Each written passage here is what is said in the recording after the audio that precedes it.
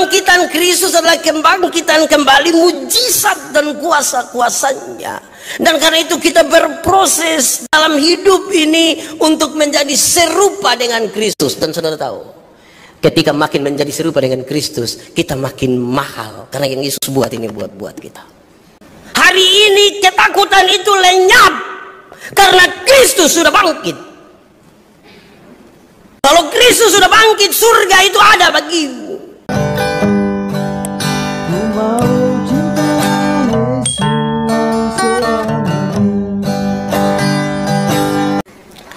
Injil Markus pasal 16 ayat 1 sampai ayat yang ke-8. Kebangkitan Yesus. Setelah lewat hari Sabat, Maria Magdalena dan Maria ibu Yakobus serta Salome membeli rempah-rempah untuk pergi ke kubur dan meminyaki Yesus. Dan pagi-pagi benar pada hari pertama minggu itu, setelah matahari terbit, pergilah mereka ke kubur.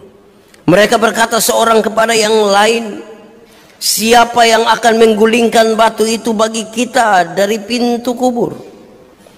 Tetapi ketika mereka melihat dari dekat, tampaklah batu yang memang sangat besar itu sudah terguling.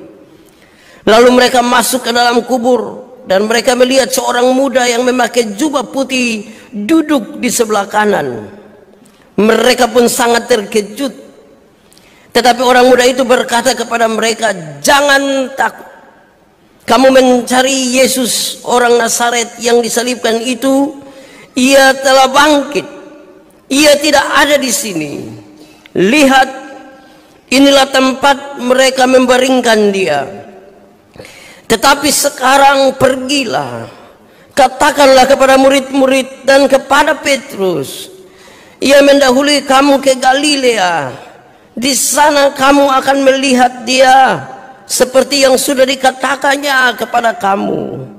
Lalu mereka keluar dan lari meninggalkan kubur itu. Sebab gentar dan dahsyat menimpa mereka. Mereka tidak mengatakan apa-apa kepada siapapun juga karena takut.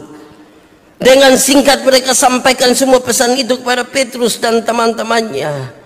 Sesudah itu Yesus sendiri dengan perantaraan murid-murid memberitakan dari timur ke barat berita yang kudus dan tak terbinasakan tentang keselamatan yang kekal itu. Demikian firman Tuhan. Berbahagia setiap orang yang mendengar firman, memelihara dan melakukan dalam hidup setiap hari. Haleluya. Haleluya, haleluya, haleluya.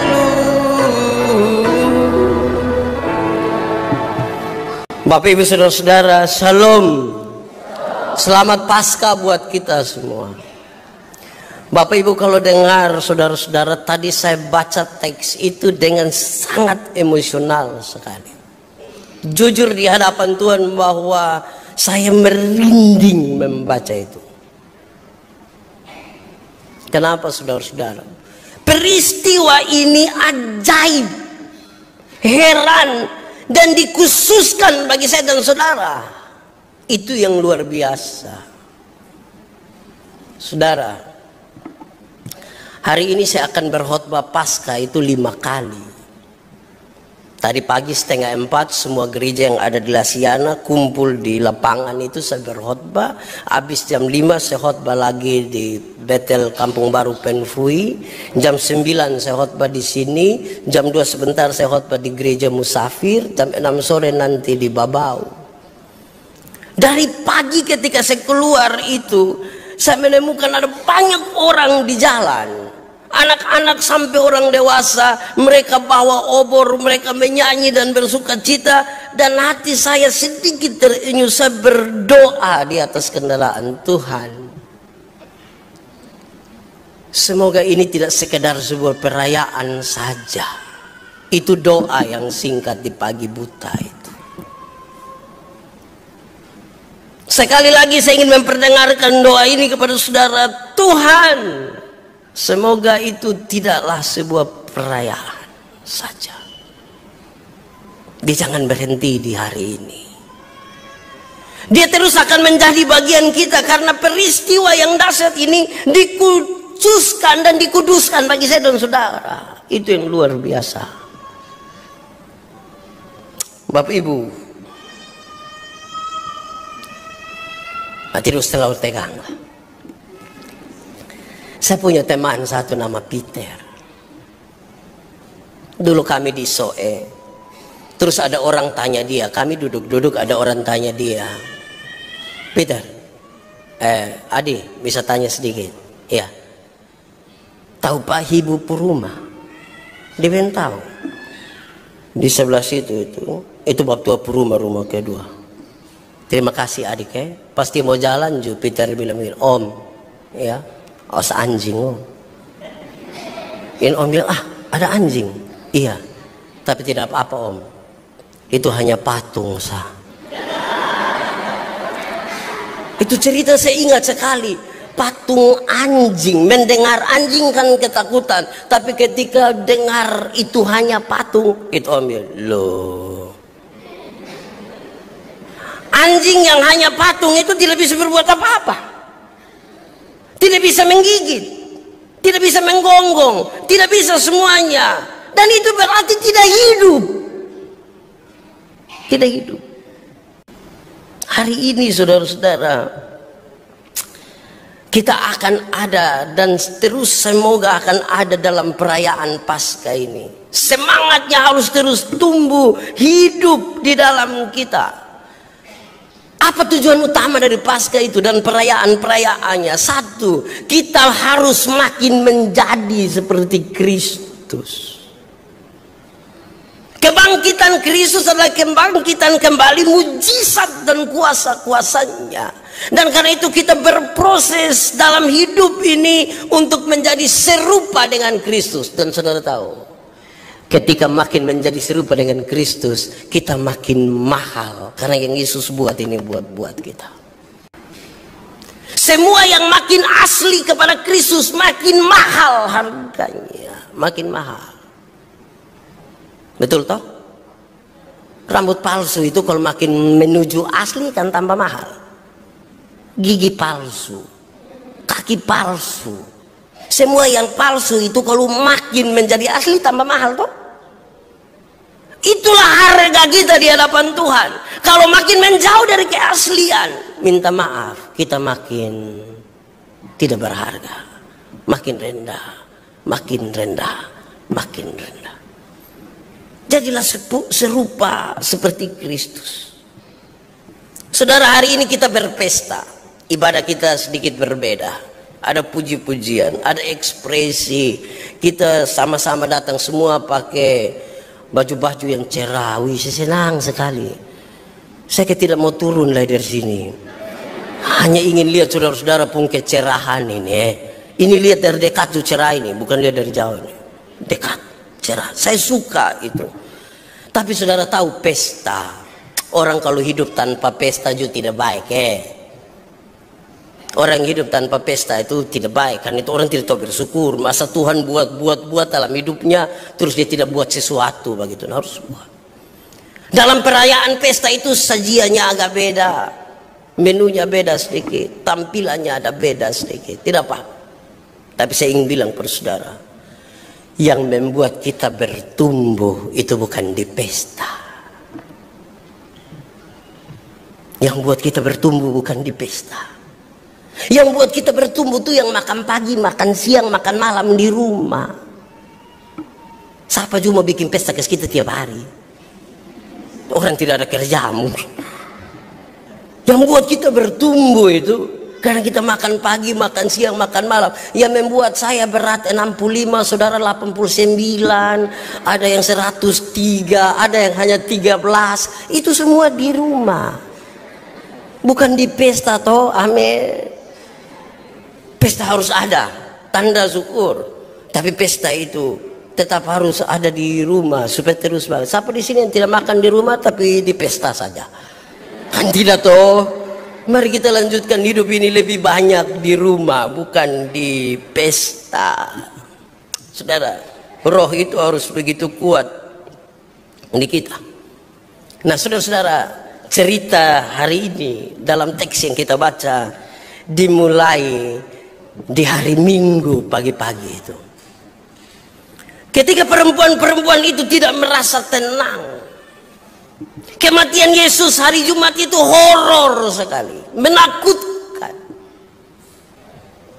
Apalagi bagi mereka yang mengaku dekat dengan Yesus, berani mengaku risiko bisa mati juga. Sehingga ada kecenderungan mereka berkumpul di rumah-rumah dan tidak mau keluar. Tapi ada keadaan yang membuat perempuan-perempuan ini tidak aman. Mereka ingin keluar. Kenapa? Tradisi mereka mengatakan seorang yang mati itu harus diminyaki dulu. Mereka tahu bahwa hari Jumat itu tidak ada waktu untuk itu. Yesus putus napas kira-kira jam 3 sore. Tidak bisa langsung disentuh dia. Hanya Yusuf yang sedikit berani untuk menghadap Pilatus dan meminta, Tuhan, saya meminta mayat Yesus. Dan Pilatus sedikit kaget mendengar Yesus mati. Langsung setelah segera jam 6 itu masuk hari Sabat. Mereka tidak boleh melakukan apapun. Tapi mereka gelisah. Mereka harus buat sesuatu bagi Tuhan. Pagi-pagi benar. Pagi-pagi benar. Mereka cari rempah-rempah. Saya yakin itu pasar. Walaupun di situ bilang mereka membeli. Pasar belum buka pagi-pagi. Kecuali pasar Oesau. Mereka cari rempah-rempah. Perempuan-perempuan ini kemudian berjalan menuju kuburan itu. Laki-laki dong tidak keluar. Perempuan dong keluar. Untung baik belum zaman HP itu. Kalau tidak dipu suami dong SMS. Di mana? Mereka pergi cari Yesus. Ke kuburan. Kata orang, di kuburan itu banyak setan. Betul? Coba ulang. Kata orang di kuburan itu banyak setan. Betul? Tidak betul. Di kuburan itu mungkin banyak mayat, tapi belum tentu banyak setan. Di gereja tuh setan juga ada. Ada kok tidak? Wih, kepo semangat Leo mau bilang setan ada di gereja.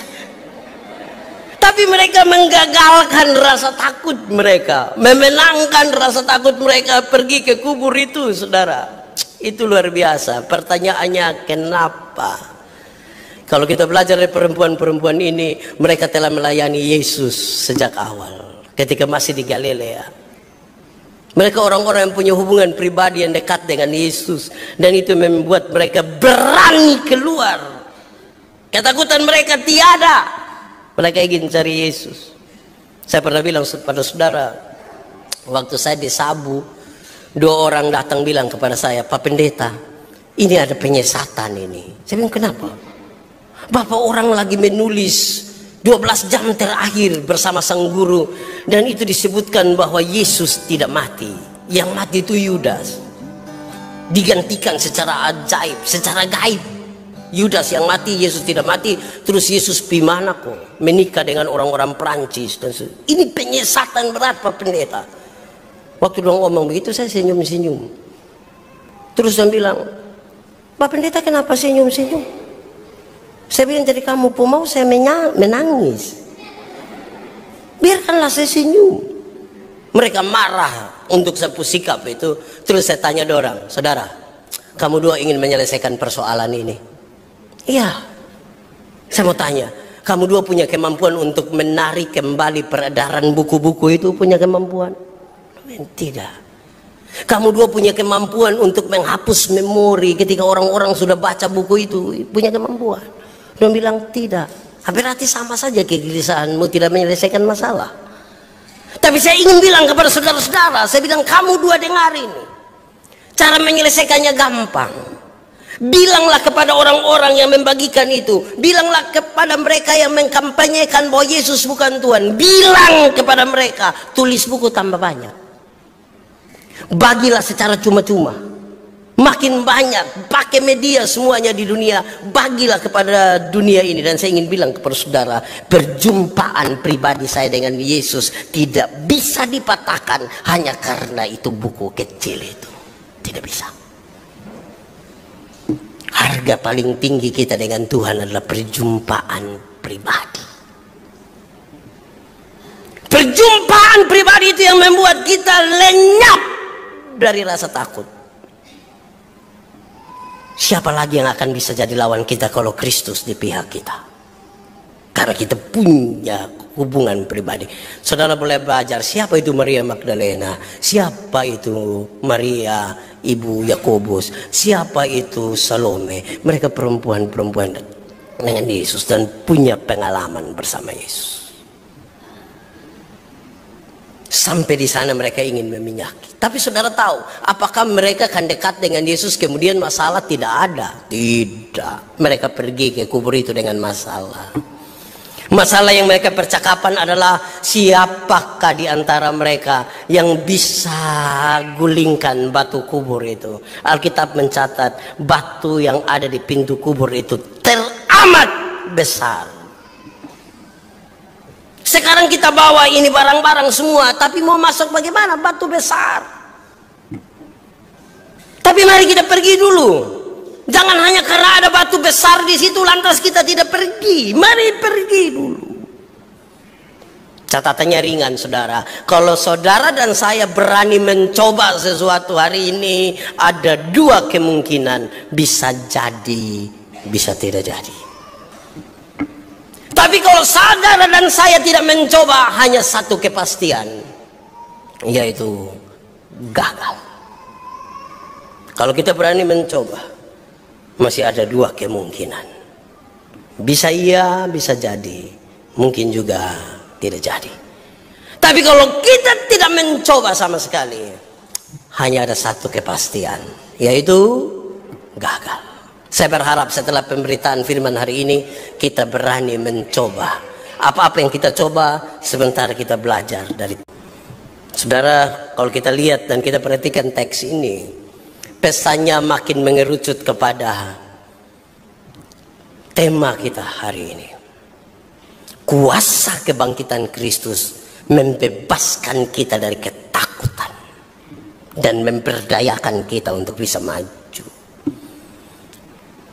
Ada 10 detik bagi saudara renungkan apa ketakutan paling besar dalam hidupmu. Apa ketakutan? Apa yang paling saudara takut? Apakah saudara takut mati? Apakah saudara takut nanti kalau saudara mati dan anak-anak masih kecil? Apakah saudara takut kalau nanti tidak dihargai? Apakah saudara takut kalau minta maaf duluan? Apa saudara takut?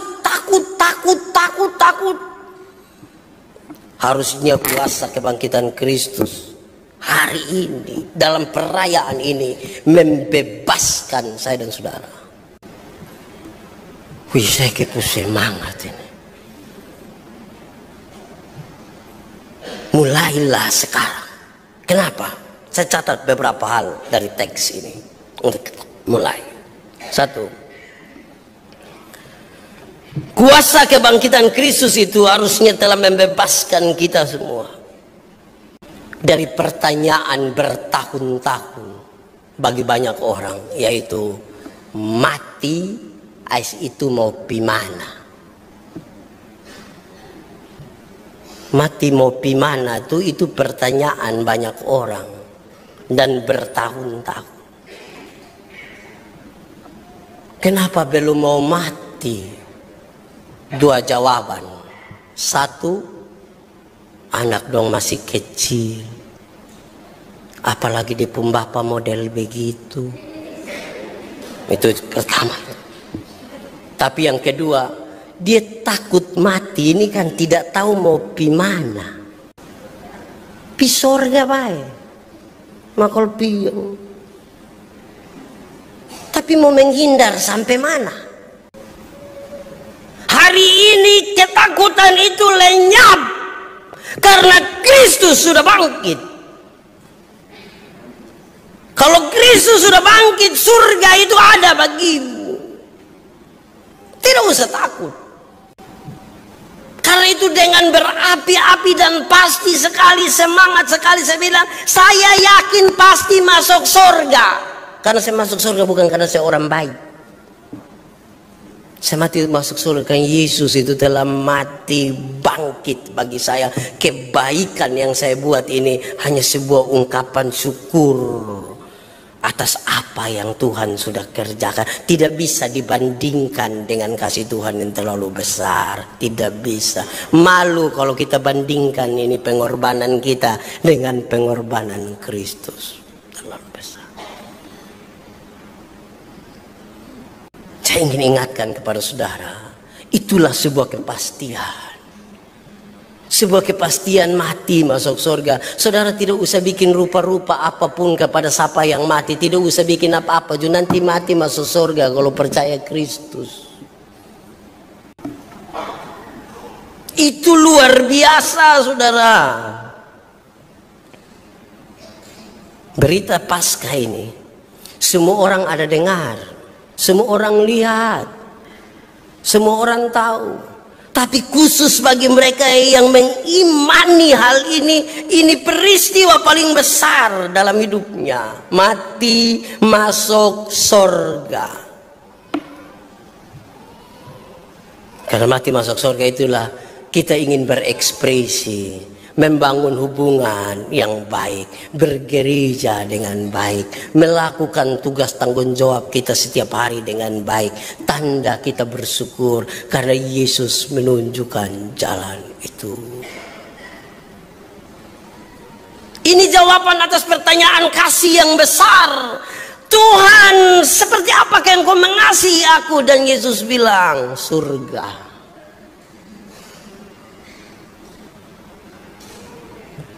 Pertanyaan itu dijawab dengan satu kata, surga. Kita masuk surga bukan karena kita, tapi karena kepastian di dalam Kristus. Tidak ada lagi yang abu-abu. Berapa tahun jadi orang Kristen? Sulama. Yakin masuk surga? Tahulah ini. Wah, itu susah itu. Dan tahu-tahu. Masuk, keluar, jangan berdiri di situ. Ya itu, sikap percaya kepada Tuhan, itu satu.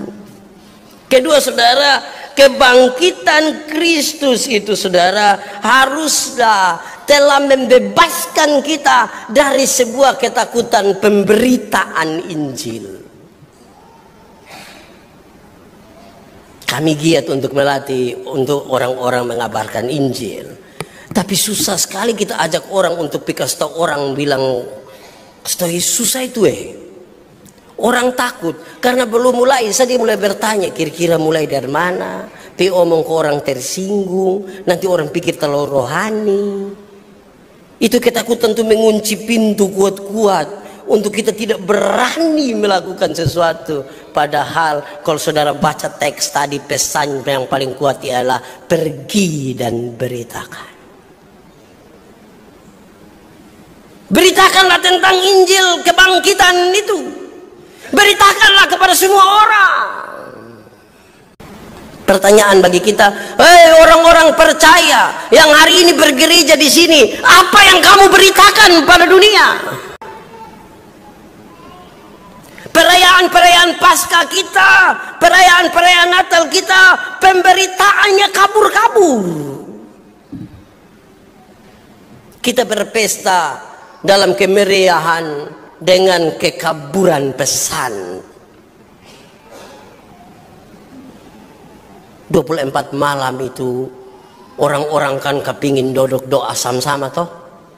Mama dong mau kepingin dan papa duduk dan anak-anak berdoa. Padahal anak-anak tidak kepingin duduk dan dong. Anak-anak ada kepingin ketemu dia pun teman di sebelah. Lu punyong bukan kawan. Kawan saya tapi sedikit mesra. Terus kita keluar di sana hanya naik itu motor. Ngeng. Saya berkhotbah di Kuanino pada tanggal 25 Desember.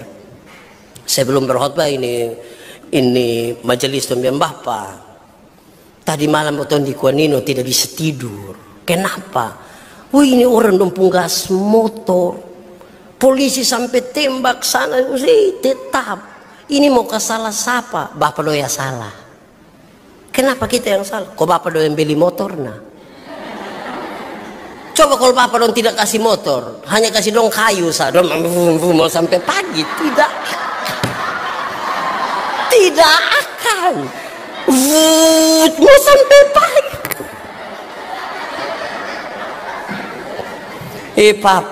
Bapak pendeta kita kan sayang kita pu anak donto. Anak-anak, kamu tahu kok tidak? Orang tua sayang kamu, makanya membeli gas kamu motor, itu utang. Kamu pu HP semua tuh utang. Tapi kasihan orang tua telepon dong kas mati HP. Kayak apa kok? Tidak bisa itu saudara. Berikanlah pesan. Apa pesan yang kita mau sampaikan kalau itu hanya sekedar gas-gas motor? Besok kita akan ada dalam perayaan, kita akan pawe. Peserta itu rata-rata 25.000 orang yang ikut pawe, belum tambah penonton yang hadir. Pesan apa yang kita mau sampaikan pada dunia ini? Pesan apa? Saudara harus menjelaskan dengan ringan, dengan polos. Jangan terlalu mau beritakan Injil sama kayak pendeta Yandi, tidak bisa. Masing-masing yang dipuncara, beritakanlah sendiri. Polos. Orang polos itu baik. Dia omong keluar sah dengan tanpa ragu-ragu. Peresmian Sentul International Convention Center. Kami ada di sana dengan beberapa pendeta. Kami pergi. Ada seorang teman pendeta, saya tidak sebut nama. Kami transit di Surabaya. Terus ada pengumuman untuk penumpang lanjutan supaya pergi ke apa kok dicek itu tiket itu. Jangan bawa barang bagasi Anda karena kita akan melanjutkan penerbangan dengan pesawat yang sama. Terus sebab itu korek beta. Itu dia maksud apa? Saya bilang bapak bawa bapak pun tiket kok dong cek kami itu situ tidak usah bawa imbaran dong karena kita lanjutin pesawat yang sama. Habis. Sekarang kami mau turun, pramugari sudah duluan di situ bilang terima kasih. Saya ikut Pak. Pas sampai dia pramugari bilang terima kasih, dia bilang tidak. Kami tidak turun di sini. Kami nanti turun di Jakarta. Kok pakaian dong masih ada di situ. Sangat polos, saudara. Pemirsa, kepolosan itu berani mengeluarkan apapun tanpa rasa takut. Amin. Temukan kepolosan diri untuk memberitakan Injil dengan logat timur yang sangat kental. Dia bilang kepada itu pramugari, tidak, kami tidak turun di sini. Kami nanti turun di Jakarta. Kok pakaian dong masih ada di sini?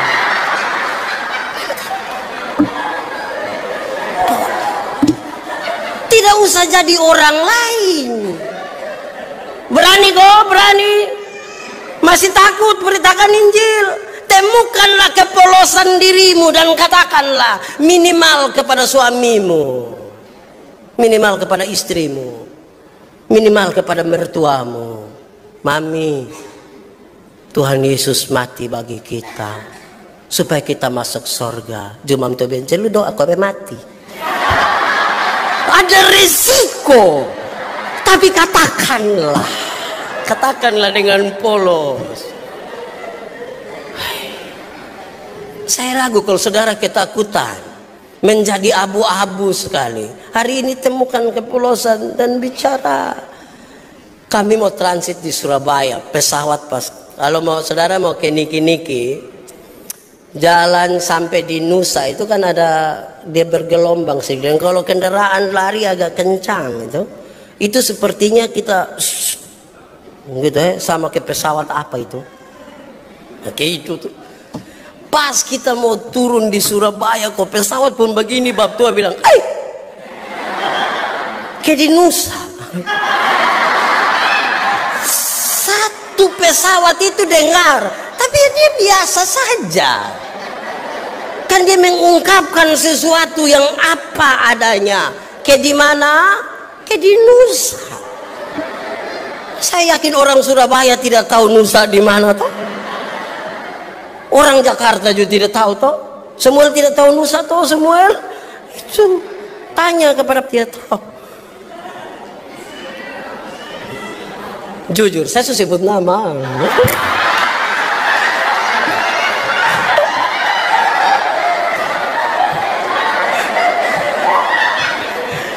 Saudara, pesannya ini temukanlah kepolosan dalam dirimu.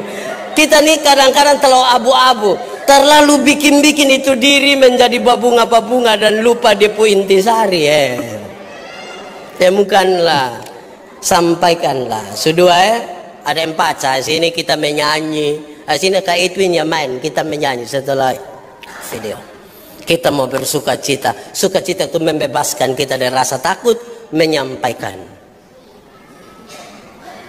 Bisa lama tema Ma'ana masuk surga. Ingin 1 2 tantai yang bisa. Tapi harus mulai. Kasih hilang itu ketakutan. Ketiga, di mana ini Mbak? Saudara, kebangkitan Kristus haruslah sudah membebaskan kita dari noda dan dosa di masa lalu. Pergi dan katakanlah kepada Petrus, dia bilang pergi dan katakan kepada semua murid, tapi juga kepada siapa? Petrus. Petrus itu muridku tidak.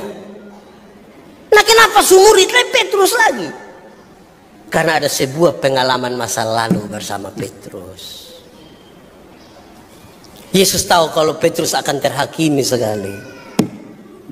Karena di ujung dari kematian Yesus itu Petrus menyangkali Yesus. Tapi Yesus tidak mau itu. Ada pengalaman masa lalu yang buruk, tapi sudahlah di situ. Kasih ini lebih besar dari pengalaman buruk di masa lalu. Sudahlah. Punya keberanian untuk stop sudah. Berhenti sudah. Kesalahan masa lalu apa yang tidak bisa diampuni? Apa? Kita semua punya masa lalu kok. Masa lalu itu bukan yang tahun 1970. Yang tadi malam. Yang ada. Itu tuh. Masa lalu tuh. Sudahlah. Ambil keberanian. Kristus sudah bangkit. Yesus tidak mau hitung, Yesus tidak mau hitung, bukan Yesus tidak tahu. Yesus tidak mau hitung pengalaman masa lalu yang buruk dengan Petrus. Sudahlah. Kasih ini besar. Tujuan inilah saya datang ke dunia. Kebangkitan Kristus melenyapkan saya dan saudara punya ketakutan itu. Dari ketakutan tidak mampu melepaskan masa lalu. Kadang-kadang bukan kita masa lalu, orang lain pun masa lalu juga kita ikut batas ibu di situ. Berhenti sudah. Masa lalu tidak bisa dirubah, saudara. Tidak bisa. Masa depan ini mau kita rancang dalam nama Tuhan. Amin. Masa lalu tidak bisa dirubah. Tapi masa lalu tidak boleh menggagalkan semuanya. Mari kita jalan menuju masa depan. Kan kita tidak hidup untuk masa lalu. Kita lagi mau hidup kepada masa depan. Siapakah di antara kita yang tanpa masa lalu yang buruk? Hidup ini pilihan toh. Kita memilih mau tetap di dalam duka atau mau keluar dari duka. Hidup ini kita memilih kalau putus cinta mau move on atau semua kita pilih. Kebangkitan Kristus melenyapkan ketakutan kita dari itu. Saya ingin hari ini kita berdoa, Tuhan, saya tidak mau takut lagi untuk meninggalkan masa lalu. Bahkan orang lain pun masa lalu. Karena kita semua punya masa lalu buruk. Kita mungkin tutupi di hadapan Tuhan, di hadapan manusia, tapi di Tuhan kita tidak bisa tutup. Dalam kaitan dengan itu, bagian yang keempat ialah harusnya kebangkitan Kristus melenyapkan kita dari ketakutan. Untuk apa? Ketakutan untuk mengampuni. Kadang-kadang kita tidak mampu mengampuni hanya karena takut mengampuni. Bukan saya yang salah, kenapa saya harus mengampuni? Harusnya dia yang salah, dia yang ampuni. Masa saya yang salah, saya ampuni? Sakit. Bukan saja di sini, di semua. Tapi kalau memahami kebangkitan Kristus yang dahsyat itu, ketakutan itu tiada. Terus turun diri sedikit. Saya salah. Saya minta maaf. Tapi temukan dulu ketulusan, kepolosan, baru begitu. Kalau tidak semua munafik. Kasih turun baik-baik. Kita mau mengampuni. Kristus telah membebaskan kita. Mari kita berdoa supaya kita aman toh. Saya masih disabu. Satu nenek ini koster di gereja Tanah Jawa. Dia pun anak yang koster, tapi dia pun anak pacaran, dia pun mama yang urus gereja. Pas ada orang mati, saya telepon bilang, lu siap papa pun toga dulu, kita pi mau kubur orang mati. Dia suruh dia pun mama. Nah, dia pun mama tidak pernah naik motor. Karena jemaat tunggu, saya lari dari motor cepat-cepat dari Seba, datang ambil motor, mam tua naik, kami gas jalan. Karena saya terburu-buru saudara, jalan ke kecamatan kan jalan baru, baru pengerasan. Jadi kalau kita gas cepat tuh motor begini. Ternyata karena motor begini, mam tua pegang sepun toga, dia jaga betul-betul, dia lupa pegang. Jadi dia mulai terputar pelan-pelan. Sampai kami dua subaku sandar di atas motor itu. Tiba-tiba dia bilang begini, Bapak berhenti. Saya marah dia karena ini buru-buru. Saya bilang, kenapa? Bapak saya suka. Kenapa lu tidak injak di sini? Dia bilang, kok saya lupa. Tapi kami dua subah sandar.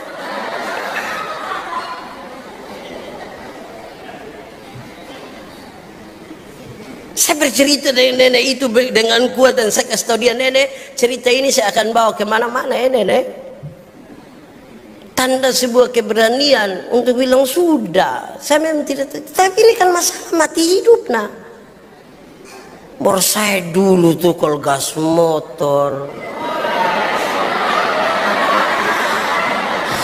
anak ngengju nih. Itu nenek duduk begini. Keberanian itu penting, kan itu berurusan dengan mati hidup. Jangan memilih mati di dalam dosa.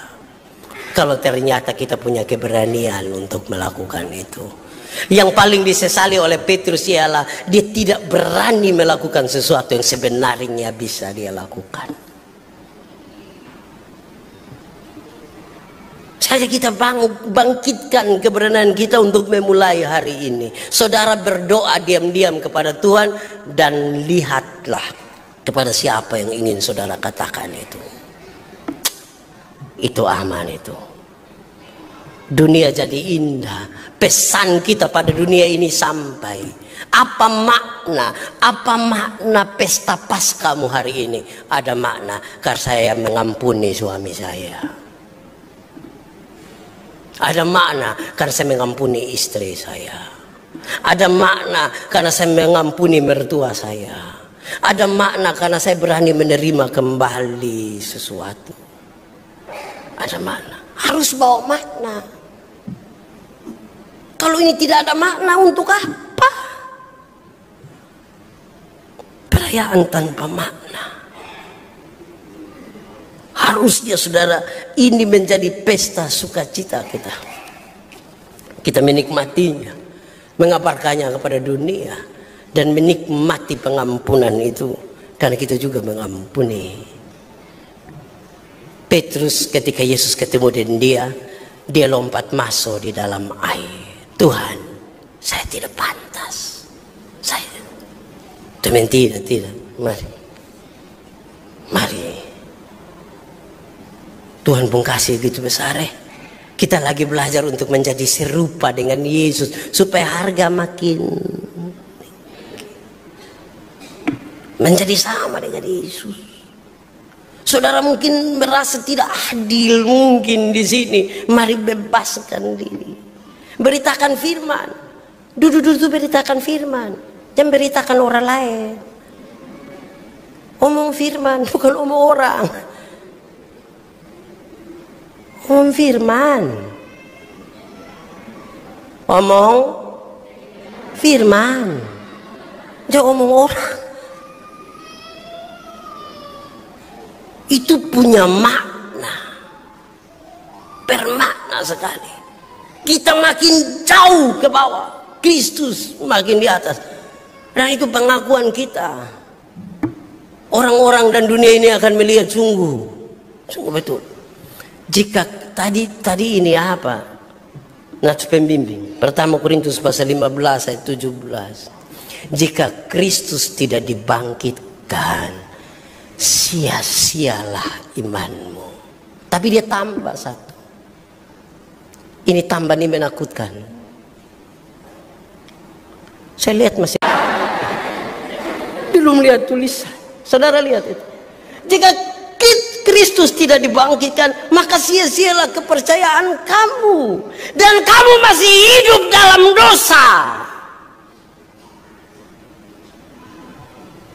Itu penting. Mau bertahan apa?